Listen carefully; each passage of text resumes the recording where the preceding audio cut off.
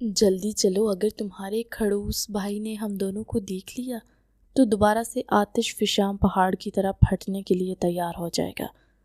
یار تم میرے بھائی کی برائیاں نہ کیا کرو، مجھے بہت برا لگتا ہے۔ میں ان کی برائیاں نہیں کرتی بلکہ سچائی بیان کرتی ہوں۔ یہ سارے فیکٹس ہیں جو میں تمہیں بتا رہی ہوں، اور مزے کی بات یہ ہے کہ میں نے یہ سارے پرائمری ریسرچ سے کنڈکٹ کیے ہیں۔ وہ مسرور انداز میں مسکراتے ہوئے بولی تھی۔ اب چلو بھی، کیوں رک گئی ہو؟ وہ اسے پیچھے سے دھکا دیتے ہوئے بولی تھی۔ وہ دیکھو تایا جان کی گاڑی، مجھے لگتا ہے کہ وہ حویلی واپس آ گئے۔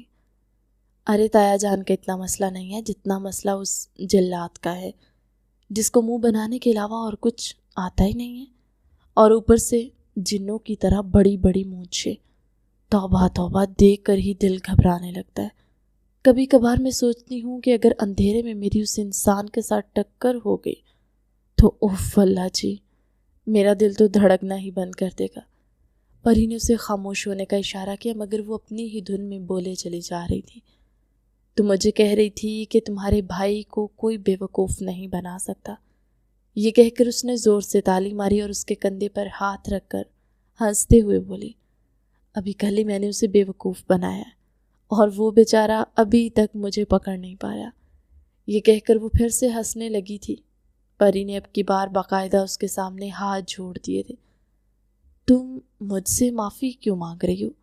معافی تو تمہارے بھائی کو مانگنی چاہیے، جس نے ہمارا دن رات کا سکون غارت کیا ہوا ہے۔ ارے میں بھی کن باتوں میں لگ گئی ہوں، رکو میں تایا جان کو جا کر دیکھتی ہوں۔ وہ اس وقت اپنے کمرے میں ریسٹ کرنے آئی تھی، راستہ بالکل صاف ہے، آپ جا سکتی ہیں۔ زرغام خان کی آواز سن کر بھی اس نے غور نہیں کیا اور مسکراتے ہوئے بولی، یار تم نے مجھے پہلے کیوں نہیں بتایا؟ یہ کہہ کر اس نے 2 قدم اٹھائے تھے کہ وہ اپنی جگہ پر جم گئی تھی، کیونکہ اب اس کا دماغ پروسیس کرنے لگا تھا۔ اس کو اندازہ ہو گیا تھا کہ وہ اس ہٹلر کے چنگل میں ایک بار پھر سے پھنس گئی ہے۔ تم یہاں سے جاؤ پری، مجھے اس سے کچھ ضروری باتیں کرنی ہیں۔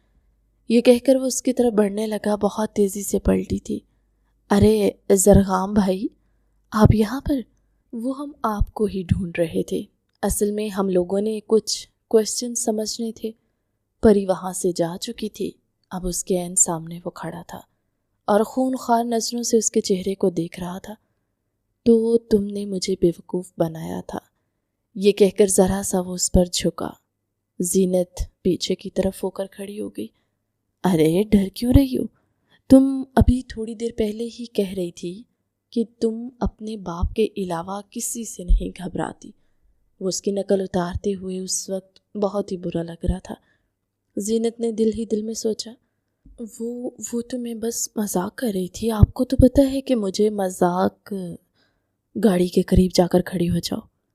کیا مطلب؟ میں سمجھی نہیں ہوں، وہ بھولے پن سے بولی۔ میں بہت ہی آسان الفاظ میں سمجھا رہا ہوں کہ گاڑی کے قریب جا کر کھڑی ہو جاؤ، زرغام نے تیز لہجے میں کہا۔ زینت کی تو سیٹی گم ہو گئی تھی۔ کیا مطلب؟ آج کی ساری رات میں وہیں پر کھڑے ہو کر گزاروں گی؟ آپ میرے ساتھ مذاق کر رہے ہیں نا؟ بالکل بھی نہیں، تمہارے ساتھ مذاق نہیں کر رہا۔ میں اپنے کمرے کی بالکنی میں بیٹھ کر پوری رات تمہیں دیکھتا رہوں گا، اور اگر 1 انچ بھی تم وہاں سے ہلی تو مجھ سے برا کوئی نہیں ہوگا۔ آپ میرے ساتھ ایسا کیسے کر سکتے ہیں؟ وہ تڑپ کر رہ گئی تھی، لیکن زرغام کو تو جیسے کوئی پرواہ ہی نہیں تھی۔ وہ ہلکا سا اس کی طرف جھکا۔ بہت شوق ہے نا تمہیں رات کے وقت گھومنے کا، آؤٹنگ کرنے کا؟ تمہارا یہ شوق میں بہت ہی اچھے طریقے سے پورا کروں گا۔ اسے دھمکی دیتا ہوا وہ وہاں سے چلا گیا تھا۔ وہ بالکنی میں اپنی کرسی رکھ کر بیٹھ گیا تھا۔ اس کی نیند شور کی آواز سے خراب ہو گئی تھی، اور یہ شور بلی کا تھا جو کہ اسی محترمہ نے رکھی ہوئی تھی۔ رات کے وقت جب سب سو جاتے تھے تو وہ بلی پورے گھر میں ادھم مچاتی پھرتی تھی۔ ابھی بھی وہ زرغام کے کمرے میں گھسی ہوئی تھی اور زرغام کو اس بارے میں اندازہ نہیں تھا۔ جب اس کے ٹیبل سے کانچ کا گلاس فرش پر گر کر ٹوٹا تو اس کی آنکھ کھل گئی۔ چہل قدمی کرنے کے لیے وہ باہر آیا تھا کہ محترمہ کی بات سن کر اس کے غصے میں مزید اضافہ ہو گیا۔ پہلے اس کی بلی کی وجہ سے اس کی نیند خراب ہوئی تھی، اب بدلہ تو اس نے ہر حال میں ہی لینا تھا۔ صبح 3 بجے کے وقت جب اس کی دادی جان تہجد کے لیے اٹھی تو باہر سے آنے والی آوازیں سن کر وہ حیران رہ گئی۔ رات کے اس پہر باہر کون ہو سکتا ہے؟ یہ سوچتے ہوئے جب وہ پورچ میں گئی تو سامنے ہی اپنی پوتی اور پوتے کو کھڑا دیکھ کر ان کے ماتھے پر بل پڑ گئے۔ تم لوگ رات کے اس وقت یہاں پر کیا کر رہے ہو؟ دادی جان کی آواز آنے کی دیر تھی کہ زینت پھوٹ پھوٹ کر رونے لگی تھی اور وہیں زمین پر بیٹھ کر اس نے اپنی ٹانگوں کو پکڑ لیا اور واویلا مچاتے ہوئے بولی، انہوں نے پوری رات مجھے یہاں پر کھڑا رکھا ہے۔ اس نے زرغام کی طرف اشارہ کر کے روتے ہوئے کہا، جھوٹ کیوں بول رہی ہو؟ زرغام کیسے بھول گیا تھا کہ وہ ایک بہت ہی زبردست اداکار بھی ہے۔ دادی جان پہلے اسے پوچھئے کہ یہ آدھی رات کے وقت کہاں پر جا رہی تھی۔ وہ تو میں اسی سے پوچھ لوں گی، پہلے تم مجھے بتاؤ کہ تم نے اس بچی کو پوری رات یہاں پر کھڑا کیوں رکھا؟ وہ اونچی آواز میں چلاتے ہوئے بولے۔ زرغام نے لب بھینچ لیے تھے۔ حویلی میں صرف دادی جان ہی نہیں بلکہ تایا جان بھی اس چھوٹی سی لڑکی کا ہمیشہ ساتھ دیتے تھے۔ وہ جو بھی شرارت کرتی معاف کر دی جاتی تھی، اور اگر کوئی الٹا کام کرتی تھی تو تایا جان اس کے سامنے ڈھال بن کر کھڑے ہو جاتے تھے، اور کسی کو بھی یہ اجازت نہیں تھی کہ وہ زینت کو ڈانٹے یا پھر اسے پریشان کرے، جبکہ زرغام کو یہ سب کچھ ایک آنکھ بھی نہیں بھاتا تھا۔ اس لڑکی کی شرارتیں اب آؤٹ آف کنٹرول ہوتی جا رہی تھی۔ یہ میری بیوی ہے، اس نے مضبوط لہجے میں کہا تو وہ حیرانگی سے زرغام کے چہرے کو دیکھنے لگی، جس نے 2 دن پہلے ہی اسے یہ بات صاف الفاظ میں کہی تھی کہ وہ اس کو اپنی بیوی نہیں مانتا اور وہ بہت جلد اس کو چھوڑ دے گا۔ تب اس نے سینہ ٹھوک کر کہا تھا، آپ کو کیا لگتا ہے زرغام صاحب، کیا آپ کی بات سن کر میں رونا شروع کر دوں گی؟ تو یہ آپ کی سب سے بڑی غلط فہمی ہے۔ میں بھی آپ کو اپنا شوہر نہیں مانتی ہوں۔ آپ جیسے انسان کو اپنا شوہر تسلیم کرنے سے اچھا ہے میں کسی افریقن سے شادی کر لوں۔ یہ کہہ کر تن فن کرتی ہوئی وہ وہاں سے چلی گئی تھی، جبکہ اس کی اتنی لمبی زبان دیکھ کر وہ اش اش کر اٹھا تھا۔ اسے خاموش دبا لڑکیاں پسند تھی۔ ادھر دادی جان نے زرغام کی بات سنی تو دوبارہ سے جلال میں آ گئی۔ ابھی تک میری پوتی کی رخصتی نہیں ہوئی ہے، صرف نکاح ہوا ہے، اس لیے بہتر یہ ہے کہ تم حد میں رہو۔ جاؤ میری بچی، جا کر اپنے کمرے میں آرام کرو، میں صبح اس کی کلاس لیتی ہوں۔ دادی جان نے اسے وہاں سے جانے کا اشارہ کیا۔ زرغام جھنجھلاتے ہوئے بولا، اب کچھ بھی ہو جائے میں اس بیوقوف لڑکی کو کسی بھی صورت اپنی زندگی میں شامل نہیں کروں گا۔ تم اس کو اپنی زندگی میں شامل کر چکے ہو اور اب بس ایک چھوٹی سی تقریب رکھنے کا وقت آ گیا ہے، جب میں باقاعدہ طور پر پورے گاؤں والوں کے سامنے تم دونوں کے نکاح کا اعلان کروں گی، اور پھر ایک چھوٹے سے ولیمے سے سب کو یقین آ جائے گا۔ دادی کا لہجہ بہت پرسکون تھا۔ آپ میرے ساتھ اتنی بڑی زیادتی نہیں کر سکتی، آپ ہر بار مجھ پر اپنی مرضی مسلط نہیں کر سکتی، اور مجھے ویسے بھی اس کے ساتھ میں کوئی دلچسپی نہیں ہے، میں کسی اور سے محبت کرتا ہوں۔ دادی نے ایک بار پھر سے ٹھنڈے لہجے میں جواب دیا۔ اسلام میں 4 شادیوں کی اجازت ہے، لیکن یہ یاد رکھنا کہ پہلی شادی تمہاری زینت سے ہوگی، اس کے بعد جس سے مرضی نکاح کر لو، مجھے کوئی مسئلہ نہیں ہے۔ یہ کہہ کر وہ کندھے اچکاتے ہوئے وہاں سے چلی گئی تھی۔ کیا زمانہ آ گیا ہے، گاؤں کے سردار کو کوئی سیریس نہیں لے رہا۔ وہ بھی غصے سے حویلی سے باہر نکل گیا تھا۔ اب اس کا رخ اپنے ڈیرے کی جانب تھا۔ آج کی رات اس نے وہیں پر ہی گزارنی تھی۔ صبح جب زینت سو کر اٹھی تو 11 بجے کا وقت ہو رہا تھا۔ اس کے وجود کو جھٹکا لگا۔ اس کی اماں نے اس کو ہدایت کی تھی کہ صبح 9 بجے کچن میں آ جانا۔ دراصل اس کی کوکنگ کی کلاسز شروع ہو گئی تھی بقول اس کی اماں کے۔ وہ نہیں چاہتی تھی کہ اپنے شوہر سے وہ اپنی ماں کے حوالے سے تانے سنے۔ واو، محترمہ کی آنکھ کھل گئی۔ اس کے چھوٹے بھائی نے اس کو دیکھتے ہوئے طنزیہ انداز میں کہا تو وہ اس کو گھورنے لگی۔ بہتر یہی ہے کہ اپنی زبان بند رکھو، ورنہ اماں کو بتا دوں گی کہ کل تم کہاں پر تھے۔ اس کے بھائی نے فوراً اپنے لبوں پر انگلی رکھ دی اور اسے بھی خاموش رہنے کا اشارہ کیا، مگر اس سے پہلے ہی اس کی اماں نے اس کی بات سن لی تھی، اس لیے تیز لہجے میں بولی، مجھے بتاؤ کہ یہ کہاں پر تھا؟ زینت نے کمینگی سے مسکراتے ہوئے جواب دیا، میں آپ کو بتا دوں گی، مگر اس کے بدلے مجھے کیا ملے گا؟ اس کی اماں اس کو غصے سے گھورنے لگی۔ شرم نہیں آتی اپنی ماں کے ساتھ اس طرح سے سودے بازی کرتے ہوئے؟ اماں آپ کو تو پتہ ہے اس کے بغیر میرا گزارا نہیں۔ اپنے ناخنوں کو دیکھتی ہوئی وہ لاپرواہ انداز میں بولی تھی۔ اس کی اماں نے غصے سے 5,000 کا نوٹ اپنے دوپٹے کی گرد سے نکال کر اس کے سامنے رکھ دیا۔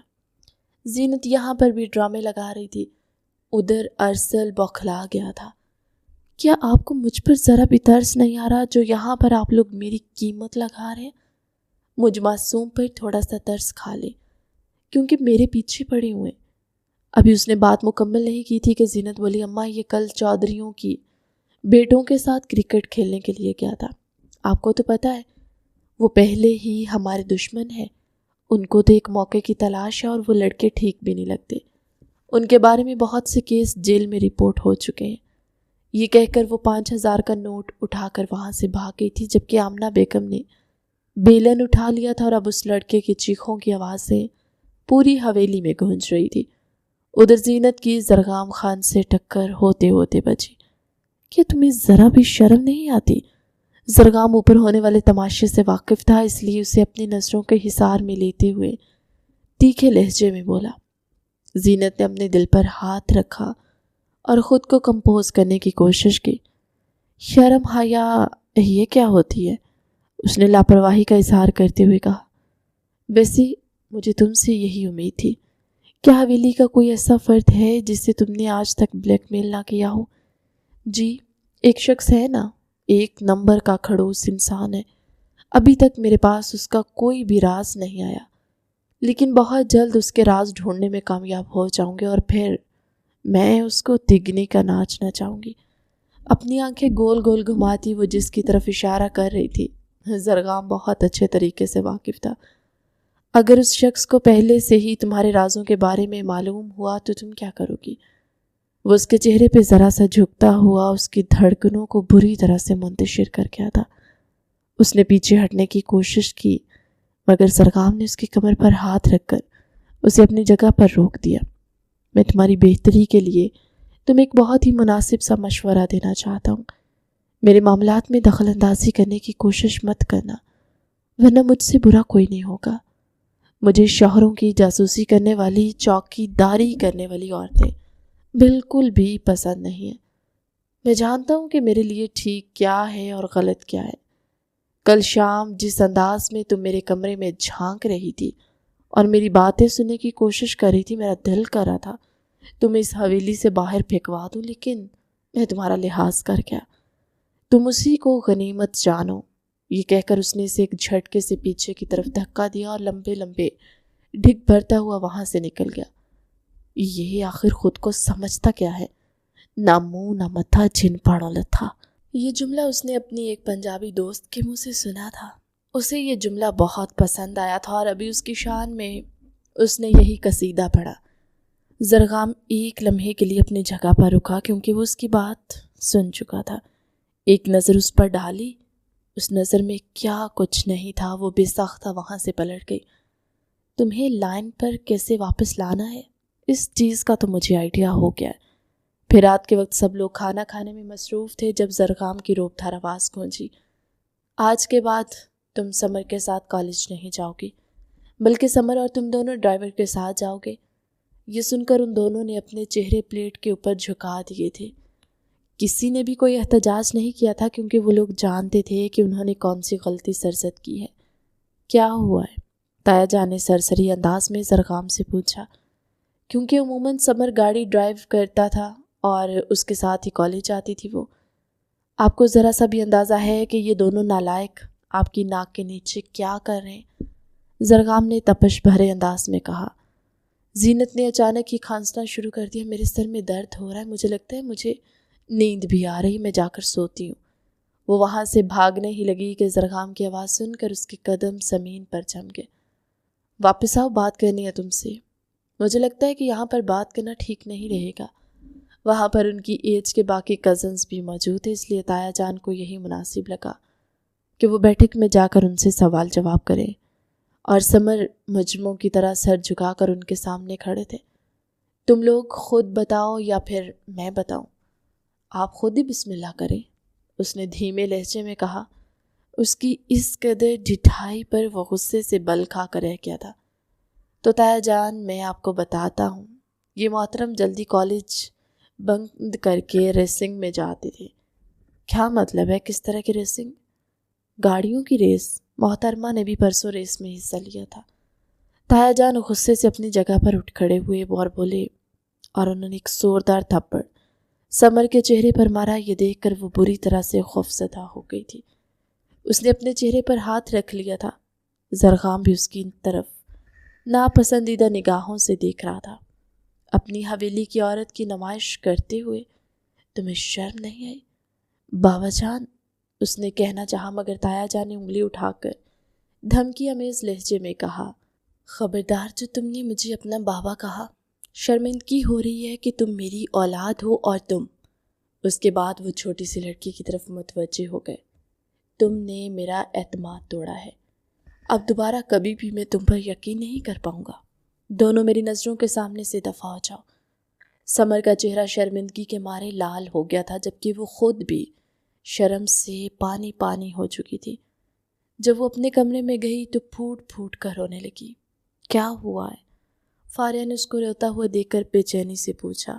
اس نے اپنے اوپر بیتی ہوئی ساری داستان اسے سنا دی۔ میں نے تمہیں ہمیشہ سے ہی سمجھایا تھا کہ کوئی بھی ایسی غلطی مت کرنا جسے تم تایا جان کی فیورٹ لسٹ سے ہٹ جاؤ۔ سمر کہاں پر ہے؟ مجھے نہیں پتا کہ وہ کہاں پر ہے، شاید وہ غصے سے حویلی سے باہر نکل گیا۔ جو کچھ ہوا ہے وہ نہیں ہونا چاہیے تھا۔ اس کی کزن نے بے چینی سے اپنی پیشانی مسلتے ہوئے کہا، یہ سب کچھ زرغام خان کی وجہ سے ہوا ہے۔ اس کو تو اب میں وہ سبق سکھاؤں گی کہ وہ بھی میرا نام سنے گا اور اس کا وجود خوف سے لرزنے لگے گا۔ اب اس کے سارے راز میں فاش کرتی ہوں۔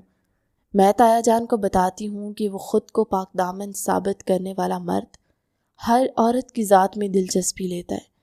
چپ کر جاؤ، بغیر تصدیق کوئی بھی بات مت کیا کرو۔ میں نے تمہیں یہ چیز سمجھائی ہے۔ مجھے 100% یقین ہے کہ اس نے سینکڑوں کے حساب سے لڑکیوں کو اپنے جال میں پھنسایا ہوگا۔ ہر وقت ہی کسی سے فون پر باتیں کرتا رہتا ہے اور یوں مسکراتا ہے جیسے کوئی بڑی لاٹری نکل آئی ہو اس کی۔ ضروری نہیں ہے کہ اگر وہ فون پر بات کرتے ہوئے مسکراتا ہے تو وہ لڑکی سے ہی بات کر رہا ہو، یا پھر اس کا چکر چل رہا ہے۔ اپنی بے وقوفی اور غلطی پر شرمندہ ہونے کی بجائے تمہیں ایک اور بڑی غلطی کرنے جا رہی ہو۔ مجھے فرق نہیں پڑتا۔ یہ کہہ کر وہ اپنے بیڈ پر جا کر لیٹ گئی۔ اس نے چادر سر تک تان لی تھی۔ وہ اور سمر، جو کہ پہلے عموماً ایک دوسرے کی ٹانگ کھینچنے میں مصروف رہتے، اب دونوں ایک ہی ٹیم میں ہو گئے تھے۔ تو میرا ساتھ دو گے؟ ہاں، اس نے مسرور انداز میں جواب دیا تھا۔ کیا تمہیں برا نہیں لگ رہا؟ کل لگا تھا، پھر میں نے یہ سوچ کر خود کو سمجھا لیا کہ وہ میرے بابا جان ہیں، اور اگر وہ کچھ کہتے ہیں تو میری بہتری کے لیے ہی ہوتا ہے۔ اس نے کندھے اچکاتے ہوئے نارمل سے انداز میں جواب دیا۔ واو یار، تم ہیرو نکلے۔ مجھے لگ رہا تھا تم جذباتی ہو جاؤ گے اور پھر تمہارا پٹھان خون جوش مارنے لگے گا، جس بات میں آ کر تم نہ جانے اپنے ساتھ کیا کر دو گے۔ میں تمہاری طرح بے وقوف تھوڑی ہوں، وہ اس کے سر پر تھپڑ مارتے ہوئے بولا۔ خیر، مجھے لگ رہا تھا کہ تم بھی رو رو کر زمین آسمان ایک کر دو گی، لیکن چلو تم بھی سمجھدار ہو چکی ہو، اب تو ڈانٹ سننے کی اتنی عادت ہو گئی ہے کہ فرق ہی نہیں پڑتا۔ یہ کہہ کر وہ دونوں ہی ہنسنے لگے۔ زرغام خان، جو اپنے کمرے کی بالکنی میں کھڑا تھا، ان دونوں کو ہی خونخوار نظروں سے دیکھ رہا تھا۔ اس عورت کا کچھ بھی نہیں ہو سکتا تھا۔ اس نے تعصب سے نفی میں سر ہلایا۔ جب تک اس کو ٹھیک طرح سے سبق نہیں سکھایا جائے گا تب تک یہ باز نہیں آنے والے۔ اور اب محترمہ، آپ میری نظروں میں آ چکی ہیں۔ اب جب تک میں آپ کا دماغ ٹھکانے پر نہیں لاتا تب تک میں بھی چین سے نہیں بیٹھوں گا۔ اس دن وہ اور سمر ڈرائیور کے ساتھ ہی کالج گئے تھے، لیکن کالج بھنگ کر کے پھر سے گھومنے کے لیے نکل گئے تھے۔ وہ دونوں اس وقت پارک میں انجوائے کر رہے تھے جب سمر کا فون بجنے لگا۔ اس نے پلٹ کر دیکھا تو سامنے ہی زرغام خان کھڑا تھا۔ ہم پکڑے گئے ہیں اور مارے بھی گئے ہیں، آج یہ انسان ہم دونوں کا کچومر بنا دے گا، اس نے نگاہیں جھکاتے ہوئے دانت پیستے ہوئے کہا تھا۔ اس نے جب اس کے تعاقب میں پلٹ کر دیکھا تو اس کی حالت بھی سمر سے مختلف نہیں تھی۔ یہ کیوں ہر جگہ پر کسی جلاد کی طرح حاضر ہو جاتا ہے؟ اس بارے میں تو مجھے نہیں پتا، یہ تو تمہیں خود ہی اپنے شوہر سے پوچھنا ہوگا۔ وہ میرا شوہر نہیں ہے۔ تم بے شک اس چیز سے انکار کرو، لیکن حقیقت تو یہ ہے کہ تمہارا اس سے نکاح ہو چکا ہے۔ اگلے 3 ہفتوں کے لیے ان کا حویلی سے نکلنا بند ہو گیا تھا۔ سمر کے لیے تو یہ کسی عذاب سے کم نہ تھا، مگر وہ جانتی تھی اس کو کس طرح سے مینج کرنا ہے۔ اس بار اس نے تایا جان کو شکایت نہیں لگائی تھی اور نہ ہی حویلی کے کسی اور فرد کو بتایا تھا۔ سمر اور وہ اسی چیز پر ہی اپنے رب کا لاکھ لاکھ شکر ادا کر رہے تھے، ورنہ اگر تایا جان کو پتہ چل جاتا تو ایک بہت بڑی قیامت برپا ہو جاتی۔ میں بہت زیادہ بور ہو رہا ہوں، کچھ کرو۔ فکر مت کرو، تھوڑی ہی دیر میں تمہاری یہ بوریت ختم ہو جائے گی۔ کیا کرنے والی ہو تم؟ ایک ایسا مزیدار کام جسے سن کر تمہیں بھی خوشی ملے گی۔ اس نے اپنے ہاتھوں میں سرسوں کے تیل کی بوتل اٹھا رکھی تھی۔ اب اس کا کیا کرنے والی ہو تم؟ وہ مشکوک انداز میں اس کے چہرے کی طرف دیکھتے ہوئے بولا۔ اس پر پھسل کر محترم صاحب گریں گے، یقیناً ان کی کوئی نہ کوئی ہڈی پسلی ٹوٹے گی اور پھر وہ بھی ہماری طرح گھر کے ہو کر رہ جائیں گے۔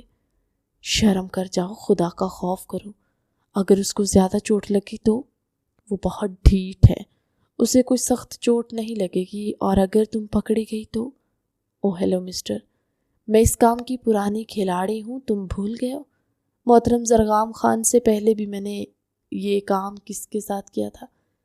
میں کیسے بھول سکتا ہوں؟ تمہاری وجہ سے میں 3 دنوں تک بیڈ سے نہیں اٹھ پایا تھا۔ ابھی بھی اپنی کمر پر ہاتھ رکھتے ہوئے جس انداز میں بولا تھا، یوں لگ رہا تھا جیسے ابھی بھی اس کی کمر میں تکلیف ہو رہی ہو۔ یہ سن کر وہ کھل کر مسکراتی تھی۔ بس اب زرغام صاحب کے ساتھ بھی یہی کرنے کا ارادہ ہے۔ رات 12 بجے کا وقت تھا، پوری حویلی اس وقت گہری خاموشی میں ڈوبی ہوئی تھی۔ وہ زرغام کی عادتوں سے واقف تھی۔ جب کبھی وہ جلدی حویلی واپس آ جاتا تھا تو رات 10 بجے ہی سو جاتا۔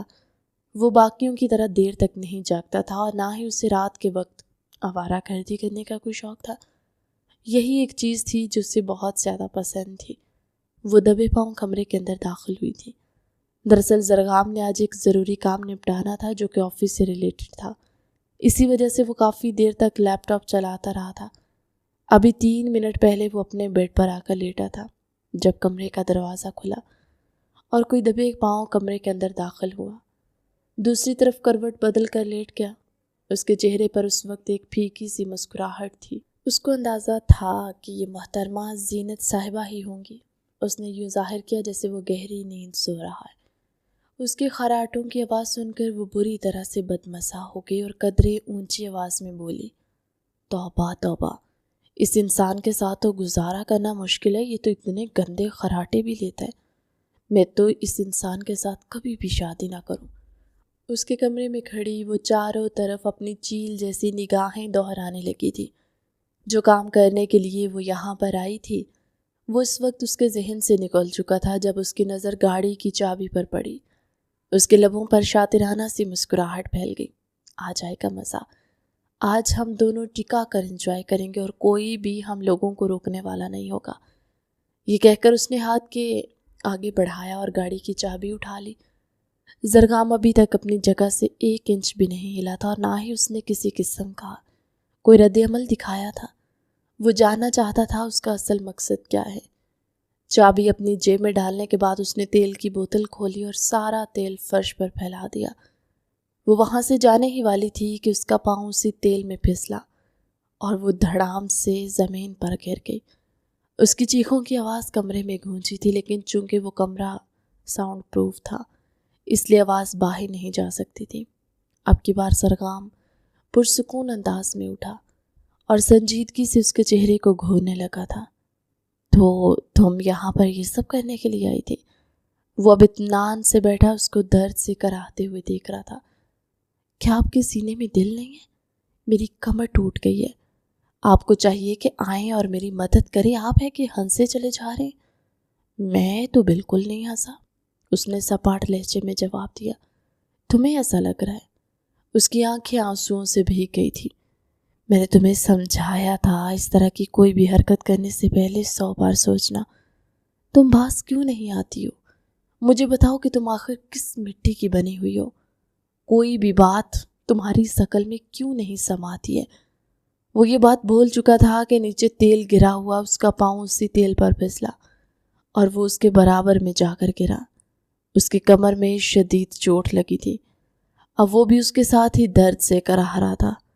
ये देखकर उस छोटी सी लड़की की हंसी छूट गई। वो इतना हंसी कि उसकी आंखों से पानी निकलने लगा था।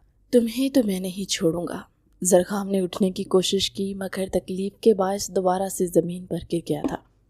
तुम्हारी वजह से मेरे सारे कपड़े बर्बाद हो गए। लड़की, तुम अपने आप को मेरे गज़ब से नहीं बचा सकती हो। उसने दोबारा उठने की कोशिश की लेकिन ज़रख़ाम इससे पहले ही उसे अपने काबू में कर चुका था। छोड़े मुझे यहाँ से जाने दे। ज़ीनत उसकी गिरफ्त में किसी बिन पानी मछली की तरह तड़प रही थी, जबकि उसकी बात सुनकर ज़रख़ाम के लबों पर एक अजीब सी मुस्कुराहट फैल गई।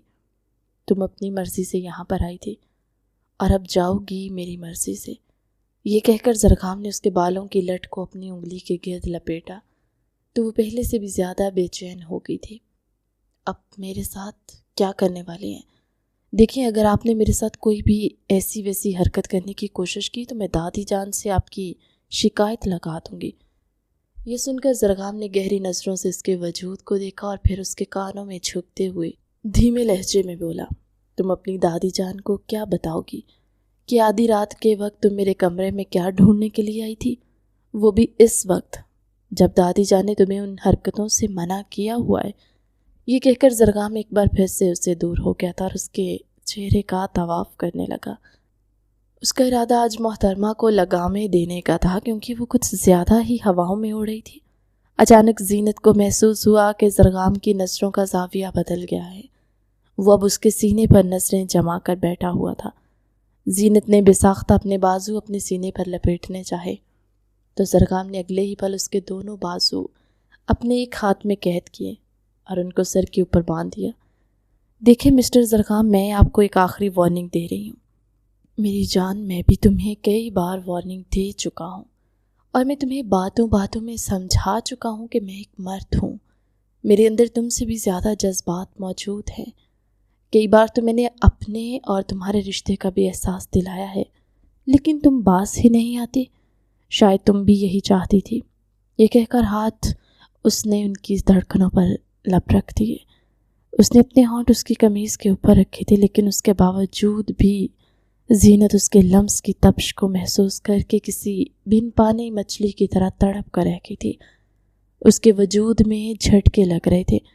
उसने तो सोचा भी नहीं था कि कभी उन दोनों के दरमियान ये सब कुछ भी होगा। ज़रख़ाम उसके लबों से एक बेचैन सी सिसकी निकली, लेकिन ज़रख़ाम की जनूनियत में कोई फ़र्क नहीं आया था। वो पहले से भी ज़्यादा शिद्दत से उसकी धड़कनों को चूम रहा था। थोड़ी ही देर के बाद जब उसने अपना सर उठाया तो उसकी आंखों में खुमार उतरा हुआ था, जबकि ज़ीनत की आंखों में भी अजीब सा नशा था, जिसको महसूस करके वो ज़ेरे लब मुस्कुरा दिया था। क्या तुम्हें मज़ा आ रहा है? उसका लहजा आँच देता हुआ था। ज़ीनत ने उसे शिकायती नज़रों से देखा। मुझे इस वक्त आप पर शदीद गुस्सा आ रहा है। आप सोच भी नहीं सकते कि मुझे आप कितने ज़लील लग रहे हैं। ज़रख़ाम ने एक झटके से उसे अपने सीने से लगाया। उसकी धड़कनें ज़ोर से ज़ीनत की धड़कनों के साथ जाकर टच हुई थी। ज़ीनत के पूरे वजूद में आग सी दौड़ गई। वो पहले से भी ज़्यादा बेचैन महसूस करने लगी थी। प्लीज़ ऐसा मत करो, मुझसे दूर हो जाए, वो लरजते हुए लहजे में बोली। ज़रख़ाम, उन्होंने उसके लबों पर उंगली रख दी थी और उसके लबों के करीब झुकते हुए बोला, इस सब को महसूस करोगी तो तुम्हें भी बहुत मज़ा आएगा। बस अपने जिस्म को ढीला छोड़ दो और ख़ामोशी से ये सब कुछ देखती रहो और दिल से महसूस करती रहो। आपको कैसे पता कि ये सब कुछ करने से मज़ा आता है? क्या आप ये पहले कर चुके हैं? ज़ीनत उसे मशकूक नज़रों से देखते हुए सवाल करने लगी तो ज़रख़ाम ने ना चाहते हुए भी अपनी गर्दन पीछे की तरफ गिराकर खिलखिलाकर हंस दिया। वैसे तो मुझे कभी भी तुम्हारे अंदर बीवी वाली बात नज़र नहीं आई, लेकिन आज तुम मुझे पक्की बीवी लग रही हो। उसके बाद उसने ज़ीनत को कुछ भी सोचने समझने का मौका नहीं दिया। वो उसके होंठों पर झुक गया था और कतरा कतरा उसके होंठों को चूमने लगा।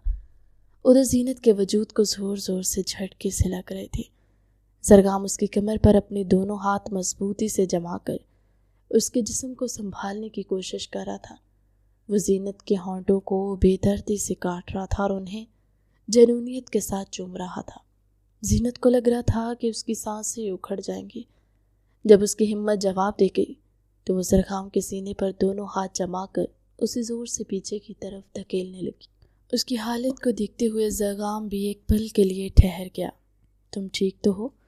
وہ اسے گہری نظروں سے دیکھتے ہوئے بولا۔ جواب میں اسے وہ شکایتی انداز میں گھورنے لگی تھی۔ آپ نے مجھے ٹھیک چھوڑا کہاں پر ہے؟ میری بچان تو ابھی میں نے کچھ کیا ہی نہیں ہے۔ یہ کہہ کر سرگام نے اسے ایک جھٹکے سے بٹھایا اور اس کے کندھے سے بال ہٹا کر وہاں پر اپنے لب رکھ دیے۔ زینت نے لذت کی شدت سے اپنی آنکھیں بند کر لیں۔ اس نے اپنے بازو سرگام کی گردن کے گرد لپیٹ دیے تھے۔ وہ بار بار اپنے وجود کو آگ کی طرف دھکیل رہی تھی کیونکہ وہ جب اس کی دھڑکنیں سرگام کے جسم کے ساتھ جا کر ٹچ ہوتی تو اس کے وجود کو عجیب سا سکون ملتا تھا۔ ادھر سرگام کی حالت بھی غیر ہونے لگی تھی۔ وہ دونوں ایک پل کے لیے بھول گئے تھے کہ دونوں ایک دوسرے کے شدید دشمن ہیں اور دونوں نے ہی ایک دوسرے سے شادی کرنے سے صاف انکار کر دیا تھا۔ فی الحال انہیں صرف یہ پتہ تھا کہ انہیں ایک دوسرے کی ذات میں سکون مل رہا ہے۔ اگلے کچھ لمحوں میں سرگام نے اسے اٹھا کر اپنے تھائز پر بٹھا دیا۔ اس کے جسم کی سختی کو محسوس کر کے زینت نے خوف سے جھرجھری لی کیونکہ وہ اس کی سوچ سے بھی زیادہ سخت تھا۔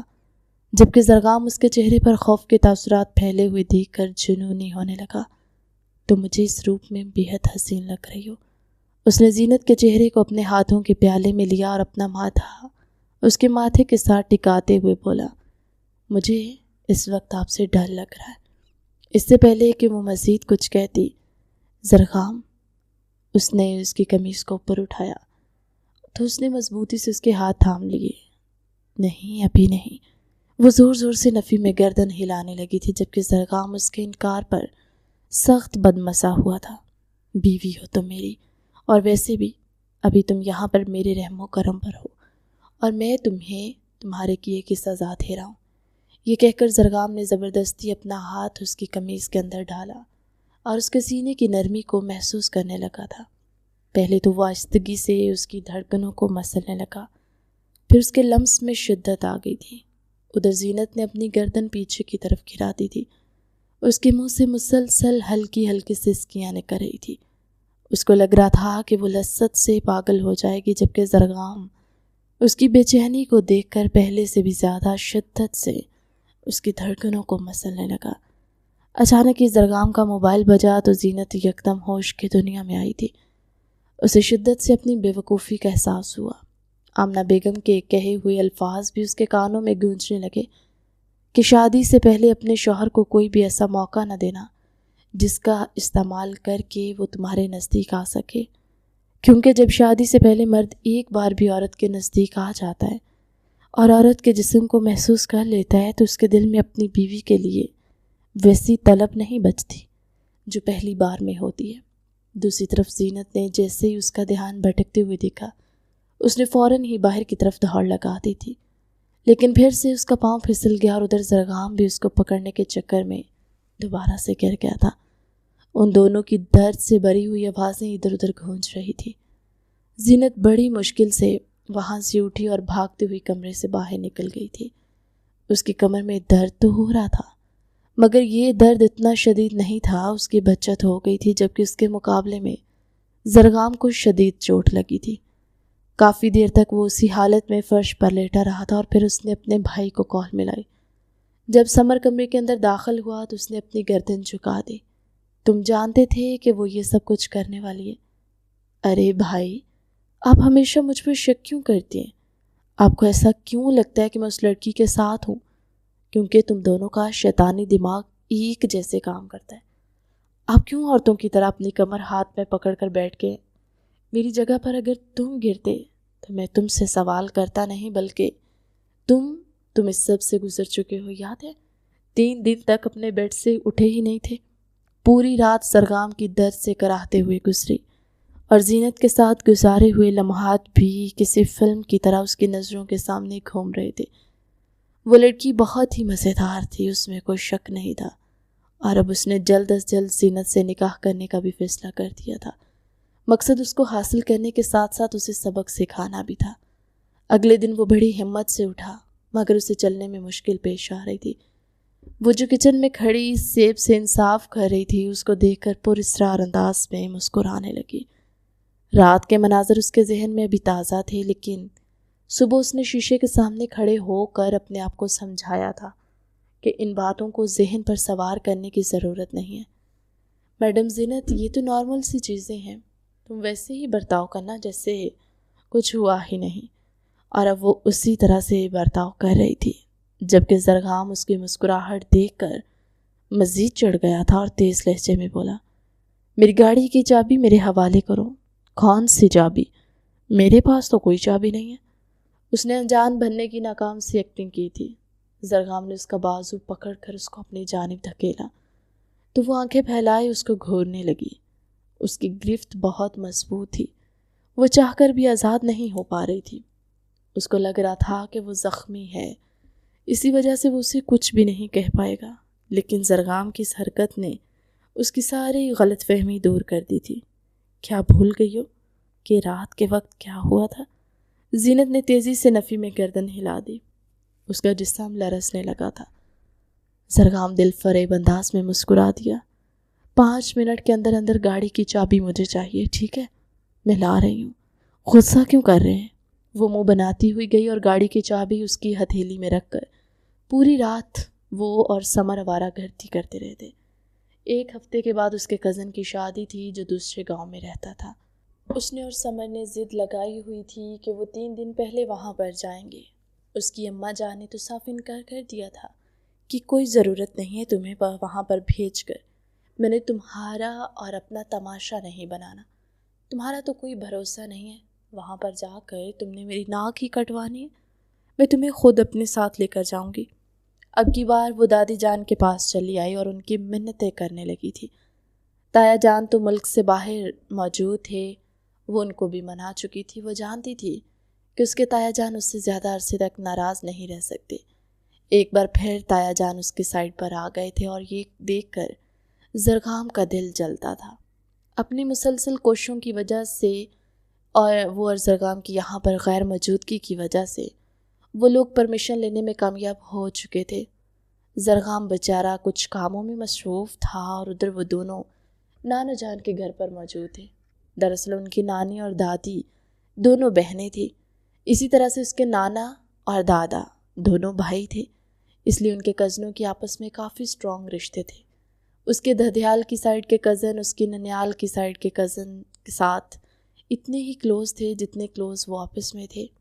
نانی جان سے ملنے کے بعد وہ باہر لان میں آ گئی تھی جہاں پر باقی سب کزنز بیڈمنٹن کھیل رہے تھے، وہ بھی ان میں شامل ہو گئے۔ سمر جو کہ وہاں پر پرسکون انداز میں بیٹھا اپنی محبوبہ کو دیکھے جا رہا تھا، جو اپنی بالکنی میں کھڑی اس کو اپنی ادائیں دکھا کر گھائل کر رہی تھی۔ وہ زینت کے ماموں زاد کو پسند کرتا تھا اور اس سے نکاح کرنا چاہتا تھا۔ اس نے اپنی امی جان سے بھی اس بارے میں بات کی تھی، لیکن اس کی اماں نے 2 ٹوک انداز میں کہا تھا کہ جب تک تم کسی قابل نہیں ہو جاتے تب تک میں تمہارا وہاں پر رشتہ لے کر نہیں جاؤں گی۔ تب اس نے واویلا مچایا تھا کہ بھائی تو صرف 12 سال کے تھے جب آپ نے اس کا نکاح کروا دیا تھا، میں تو بس ایک چھوٹی سی منگنی کی بات کر رہا ہوں، صرف اس کا نام میرے نام کے ساتھ جوڑ دے، کہیں ایسا نہ ہو کہ کوئی میری بلبل کو لے کر اڑ جائے۔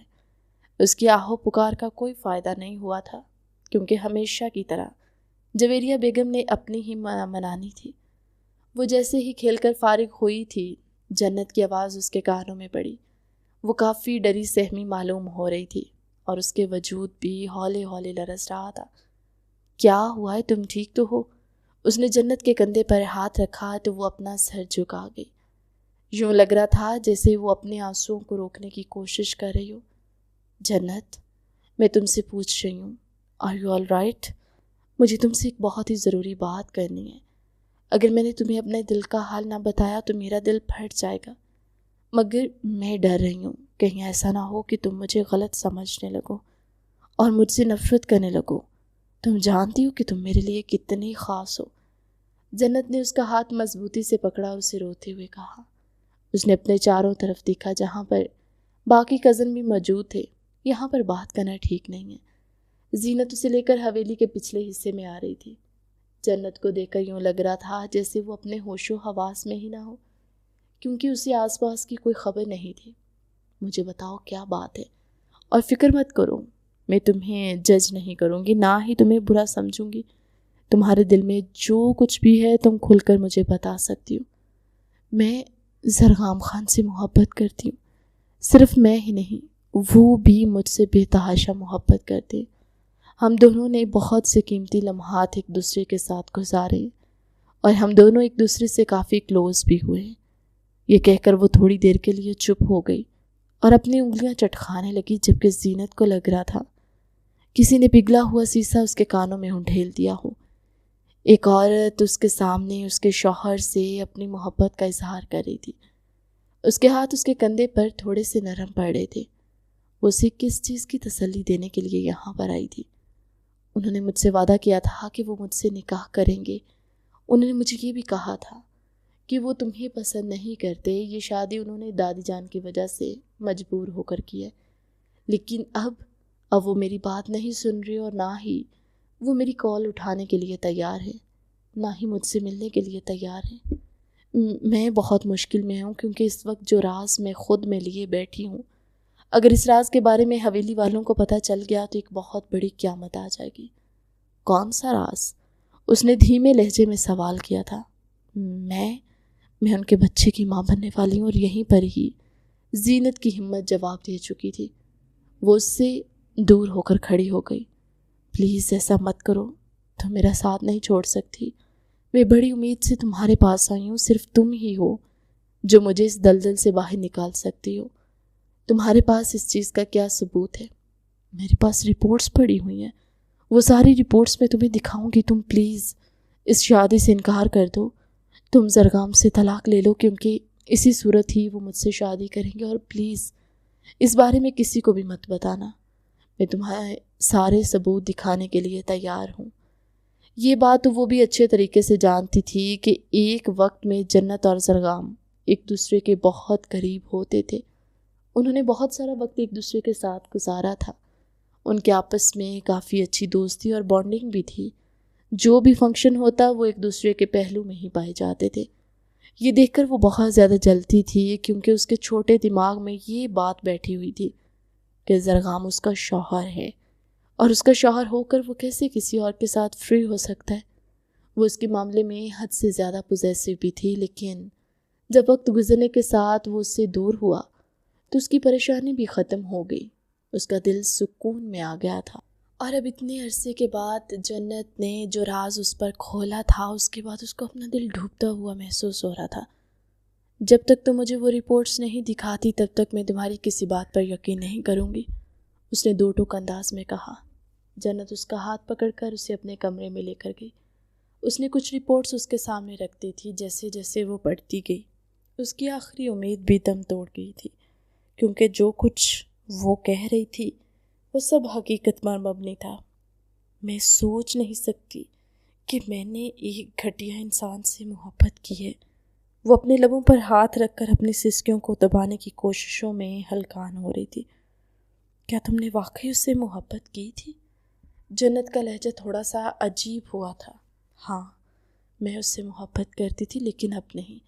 اب میرے دل میں اس کے لیے نفرت کی جگہ بھی نہیں ہے، کیونکہ ایک انسان دو صورتوں میں آپ کے دل و دماغ میں زندہ رہتا ہے۔ ایک اس وقت جب آپ کو اس سے بے تحاشا محبت ہو، اور دوسرا اس وقت جب آپ اس سے شدید نفرت کرتے ہوں، اور میں یہ سمجھتی ہوں کہ وہ انسان اب میری نفرت کے قابل بھی نہیں ہے۔ محبت تو بہت دور کی بات ہے۔ یہ کہہ کر وہ تیزی سے کمرے سے باہر نکل گئی تھی۔ اس کے جانے کے بعد جنت پر اسرار انداز میں مسکراتی تھی اور اپنی میڈیکل کی فرینڈ کا شکریہ ادا کری تھی، جس نے اس کا یہ چھوٹا سا کام کیا تھا۔ زرغام نے بہت پہلے اس کے پرپوزل کو ریجیکٹ کیا تھا، کیونکہ وہ زینت سے پیار کرتا تھا۔ جہاں تک زینت کو ڈانٹنے کا اور اس پر پابندیاں لگانے کا سوال تھا، تو یہ سب کچھ وہ اس کی بہتری کے لیے کرتا تھا۔ کزن کی شادی پر وہ وہاں آیا تو زینت اس کی طرف نگاہ اٹھا کر بھی نہیں دیکھتی تھی۔ اس نے زینت سے بات کرنے کی کوشش کی، تو وہ سائڈ پر جا کر کھڑی ہو گئی۔ وہ اس کو پراپر طریقے سے اگنور کرتی تھی۔ یہ کیا ڈرامہ لگایا ہوا ہے تم نے؟ سرگام نے اس کا بازو پکڑ کر اس کو جھٹکے سے کہا، کیونکہ اس وقت وہ لوگ سائڈ پر ہو کر کھڑے تھے۔ آپ کی ہمت بھی کیسے ہوئی مجھے ہاتھ لگانے کی؟ تم پاگل تو نہیں ہو گئی؟ کس لہجے میں بات کر رہی ہو مجھ سے؟ اسی لہجے میں بات کر رہی ہوں جس میں بہت پہلے کر لینی چاہیے تھی۔ آج تو آپ میرے قریب آ گئے، لیکن دوبارہ یہ کوشش مت کیجیے گا۔ تم میری بیوی ہو، میں تم پر حق رکھتا ہوں۔ بہت جلد یہ خوش فہمی بھی ختم ہو جائے گی، کیونکہ میں آپ جیسے مرد کے ساتھ زندگی نہیں گزار سکتی۔ مجھے آپ سے طلاق چاہیے۔ تم یہ خیال اپنے دل و دماغ سے نکال دو کہ میں کبھی تمہیں رہائی دوں گا۔ تم ساری زندگی میرے پاس رہو گی، میری بیوی بن کر۔ جس کسی نے ابھی تمہارا دماغ خراب کیا ہے، میں اس سے بھی نبٹ لوں گا، کیونکہ ابھی تم اپنے ہوش و حواس میں نہیں ہو، اور نہ ہی ابھی تم اپنی زبان بول رہی ہو۔ جس کی زبان تم بول رہی ہو اس کو بھی میں ساری دنیا کے سامنے لے آؤں گا۔ لیکن تمہارے لیے ایک بہت ہی مفید سی نصیحت یہ ہے کہ ایسی غلطی مت کرنا کہ تمہیں ساری عمر کے لیے پچھتانا پڑے۔ وہ حد سے زیادہ جذباتی تھی اور زرگام یہ بات جانتا تھا۔ اس کی دھمکیوں کا کوئی اثر نہیں ہوا تھا اس پر۔ شادی سے فارغ ہو کر جب وہ لوگ حویلی واپس آئے تو دادی جان نے ان دونوں کی رخصتی کا اعلان کیا تھا، اور اس نے سب حویلی والوں کے سامنے زرگام کی ذات پر کیچڑ اچھالا تھا اور ان کے سامنے وہ رپورٹس پھینکی تھی۔ زرگام نے اس کے سامنے اس کی کزن کو کال ملائی تو جنت صاف مکر گئی تھی کہ میں نے تو کچھ کہا ہی نہیں ہے، اور نہ ہی میں ایسی کوئی بات کر سکتی ہوں۔ مجھے نہیں پتا وہ میری ذات پر اتنا بڑا الزام کیوں لگا رہی ہے، اور یوں وہ سب لوگوں کی نظروں کے سامنے گر گئی تھی۔ تایا جان نے، دادی جان نے، اس کی امی جان نے، سب لوگوں نے اس سے منہ پھیر لیا۔